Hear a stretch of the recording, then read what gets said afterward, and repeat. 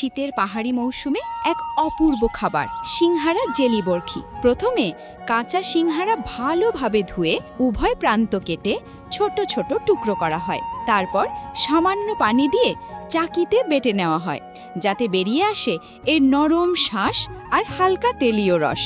এরপর সেই বাটা কাপড়ে ছেঁকে নেওয়া হয়, ফলে আলাদা হয়ে যায় একদম বিশুদ্ধ রস। রসটি সারা রাত রেখে দিলে নিচে জমে ওঠে সাদা ঘন স্টার্চ। সকালে ওপরে থাকা পানি ফেলে দিয়ে নিচের সেই স্টার্চ সূর্যের তাপে শুকিয়ে নেওয়া হয়, যতক্ষণ না এটি একেবারে শুকনো ও চকচকে গুঁড়া হয়ে ওঠে। এই শুকনো সিংহারা স্টার্চই আসল গুপ্ত উপাদান। একটি বাটিতে এটি নিয়ে মেশানো হয় নারকেল দুধ, সামান্য রঙিন ফুড কালার আর ভালোবাসা ভরা চিনি। মৃদু ঘন মিশ্রণ তৈরি হলে সেটি কাঁচের পাত্রে স্তরে স্তরে ঢেলে রাখা হয়, যাতে ধীরে ধীরে জমে যায় জেলির মতো।